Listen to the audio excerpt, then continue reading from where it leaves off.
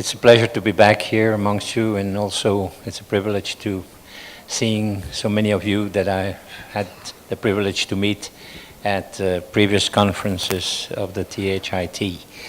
And I'm glad also to see that it grows. And I can only hope that for future years that will be the same. And this year especially, because we have given the international umbrella from the ISfTeH to this conference. Allow me to update you about what's going on in Europe,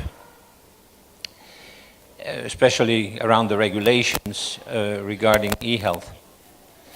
First of all, you all know the configuration of the continent, and when you see in the dark blue the members of the Union, still 28, soon probably only 27, as you know. But look at the top figure there, or the top image. These are all the regions, and there are hundreds of them, which, by the way, all have a sort of representation in Brussels as satellites of the European Commission. And each of these regions have authority on health issues. By the way, Europe has no authority on issues like social security. That is still fully the responsibility of each separate country. So issues like reimbursement are at the national level, not at European level, just to know. And then look at, it's not just the European Union, but some countries are then member of some other entities. And this is the structure. So you can see the complexity of all this. Well, the issues, they are basically the same as in all over the world.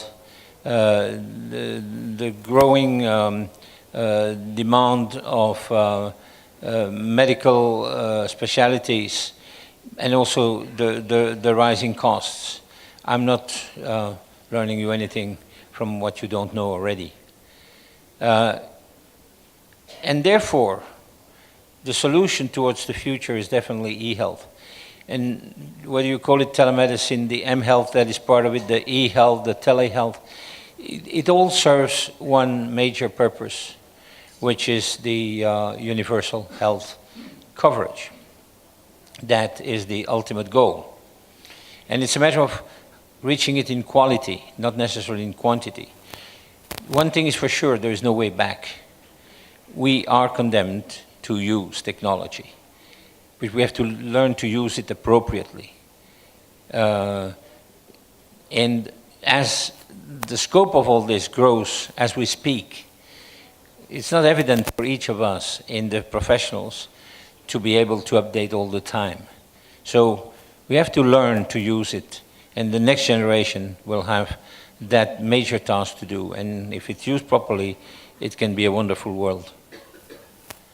So there are several rules and regulations already in the challenges. You have them here, and the goals as well. If we fit in that, and that's not evident because there's also politics mixed up with this, then I think we'll reach something. We need the rules and the regulations, absolutely, but definitely not too much, because if we want to regulate, and probably it's one of the aspects of Europe, they want to regulate everything. Too much, if you ask me. But let's be optimistic and believe that it will reach that. Why European cooperation? But then it's evident as well. You've seen that continent, if each country, and even worse, each region, does it its own way, it's going to be chaos. It is already to a certain extent chaos. But it needs to cross borders. Telemedicine eHealth is by definition cross-border. And don't forget that a continent like Europe, it's not only the 28 EU members, but it's even more. And with so many different languages, so many different cultures, so many different social systems. So it is important, not necessarily to copycat, but also to make sure that at least there is a basic cooperation. And you see here the rules and regulations which this is based on. Again, I'm not going to read all through this. I'm sure that these presentations will be accessible to you through the website of the conference, and then you can get out of there whatever you feel you need as information, either through the text or through the hyperlinks that we have put into it. And then there are several eHealth policies already existing, and this is not a full list, it can't be. And the European Union works permanently at it. It's important to know that they are ongoing, and some have reached already a mature level. Some others are still in the phase of working. And there is this European network that within which this materializes. And this is the evolution over the time frame of the connecting the Europe facility. The legal context and the implementation of it, because it's not enough to make the rules, you also need to implement them properly, and that takes time. Europe has been working for a long, which is responsible for informatics, took the lead, not the directorate that was responsible for health.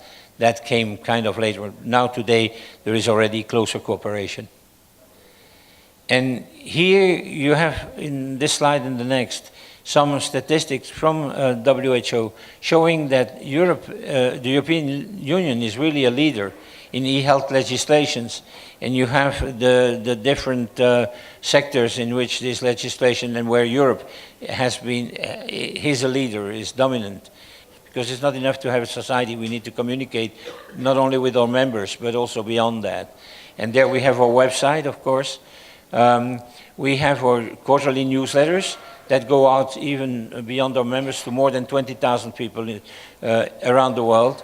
We have specific member announcements, and then also the iSfTeH, which is the journal of the International Society, in where you can find not only academic papers but also others, and which are run by Professor Mars and Professor Scott, who are here. And it's open access. You just have to register in it, and you have permanent free access to it. It may be very interesting for all of you to go in there and to subscribe and to follow the news.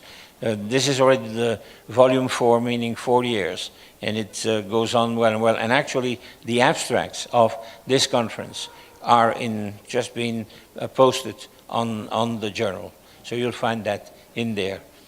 And then we have our annual events. This is the one, the international event, which is already the 21st, and then our permanent event in Luxembourg at Meditel, which some of you have already attended and know.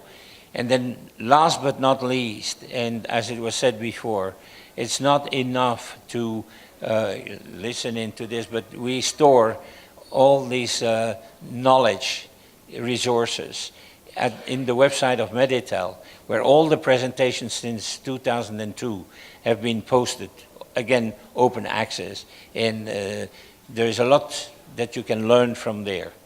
And so if you're looking into information, please go there and see what you can find, and don't hesitate to contact us if you want some more guidance on it. Thank you very much.